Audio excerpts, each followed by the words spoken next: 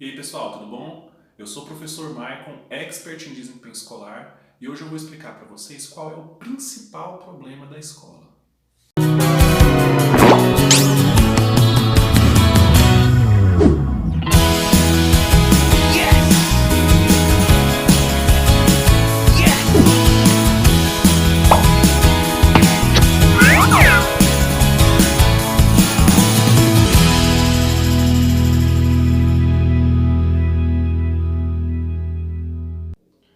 Pois é, pessoal, qual é o pior problema ou qual é o principal problema de uma escola, né? Hoje eu vou trazer aqui para vocês um misto de opinião com testemunho meu, né, a respeito de qual é esse pior problema que uma escola tem. Bom, esse pior problema que uma escola tem, gente, aqui eu vou falar de um problema que ele está presente em todas as escolas, sem exceção. Não tem nenhuma que não tenha esse problema que eu vou apresentar aqui. Umas com mais intensidade, outras com menos, é verdade, mas é um problema geral. Que é o seguinte, a mania ou o pensamento, a premissa, né, de que existe um aluno ideal. O que eu quero dizer com isso? Olha, todo professor, toda escola almeja trabalhar com um aluno ideal, inclusive eu como professor, né? O que seria esse aluno ideal? Ora, aquele que dá menos trabalho para o professor. Qual é o aluno que dá menos trabalho para o professor? É aquele que conversa pouco na sala de aula. É aquele que memoriza rapidamente o que você está falando. É aquele que anota o que você solicita que ele anote ou o que você fala. E é aquele que dá conta de reproduzir 100% o que você ensinou numa prova, numa avaliação, por exemplo. Seja na avaliação da escola, seja na avaliação do Enem. Né? Então, esse é aquele aluno ideal, aquele aluno que a escola gostaria de ter. Agora, a pergunta que eu te faço é a seguinte: existe esse aluno ideal? Existe esse aluno, entre aspas, perfeito? E por que eu estou falando entre aspas imperfeito? Entre aspas, perfeito? Porque não existe nenhum aluno que cumpre 100% todos esses requisitos, e mesmo que ele cumprisse, isso não significaria que ele seria um sucesso na vida, que por conta disso ele seria uma pessoa super bem sucedida, ou que realizaria seus próprios sonhos, não. Né? Existem muitas outras coisas envolvidas no desempenho de uma pessoa, tanto na escola como na vida, além da memória, da capacidade de repetir, da capacidade de se concentrar. Mas esse aluno perfeito, gente, ele não existe. E as escolas, de maneira geral, elas não conseguem reconhecer, compreender ou aceitar isso. Então, quando você chega dentro de uma sala de aula, tem ali um menino quietinho, não gosta de falar, não gosta de se mexer, discreto, tranquilinho.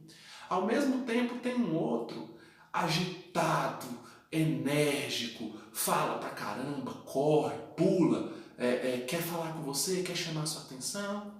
Num outro momento existe ali um indivíduo mais introspectivo, que não gosta muito de expor seus sentimentos. Existe aquele que não consegue prestar atenção por muito tempo numa coisa. E com sinceridade eu vou falar para vocês que eu não acho que isso seja um defeito. É uma característica que a pessoa tem que aprender a lidar com ela como qualquer outra. Então existe aquele indivíduo que não dá conta de prender a atenção muito tempo, existe aquele que é super criativo, existe aquele que é super comunicativo. Agora, quando eu falo, por exemplo, que um aluno é super criativo ou que ele é super comunicativo, em geral ele costuma dar um trabalhinho para o professor. Por quê? Se ele é muito criativo, você está explicando o conteúdo X e ele começa a inventar em cima desse conteúdo X e começa a desfocar a atenção da aula. Veja vocês, um aluno curioso dá trabalho para um professor. Por quê? Porque você está explicando um assunto e geralmente a gente chega na sala de aula com um plano, com um planejamento, uma coisa muito bem descrita, muito bem pensada, muito bem planejada. Né? Então você chega na sala de aula pensando assim, não, eu tenho que explicar sobre isso, sobre isso, sobre isso, sobre isso, sobre aquilo e dar um exercício.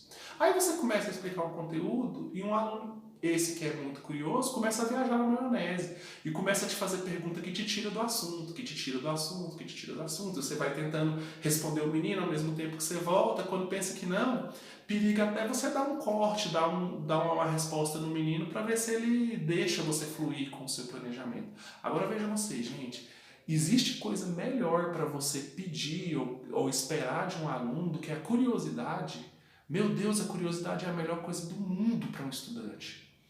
E a gente tende, às vezes, até a tolir, até a limar, a perseguir essa curiosidade do menino, a criatividade, a comunicação, né? Então, na medida que a gente fica sempre esperando para lidar com, esperando por aquele aluno ideal, esperando por aquele aluno perfeito, no sentido de te dar menos trabalho, a gente acaba esquecendo de aprender a lidar com os alunos reais. Quem são os alunos reais? Os criativos, os comunicativos, os falantes, os agitados, os indisciplinados, os super curiosos, os super criativos, né? Então, isso aqui que eu estou falando para vocês é até inclusive uma nota de autocrítica. Eu estou falando isso com muita propriedade porque eu sou professor há 12 anos, então eu sei o que é lidar com 100, 200, 300, 500, 1000 crianças de uma vez e cada uma é de um jeito. Agora, o que eu percebo?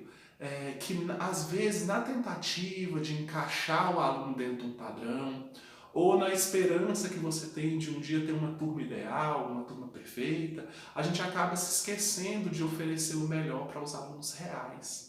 Então isso que eu estou falando aqui é até um apelo, né, para quem possa estar assistindo. Gente, vamos aprender a lidar com os alunos reais.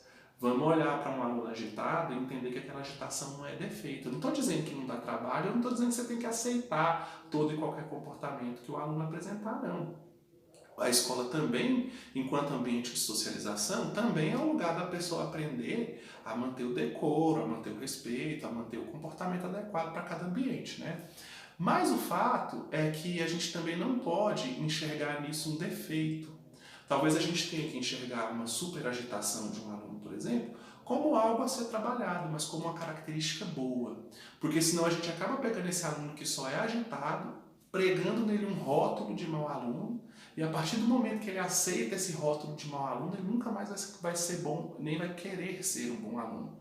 Porque quando você coloca um rótulo negativo, pejorativo, a pessoa tem duas coisas para fazer com esse rótulo. Ou ele tenta arrancar esse rótulo dele com o máximo de esforço possível, que geralmente ele não dá conta, porque todo o ambiente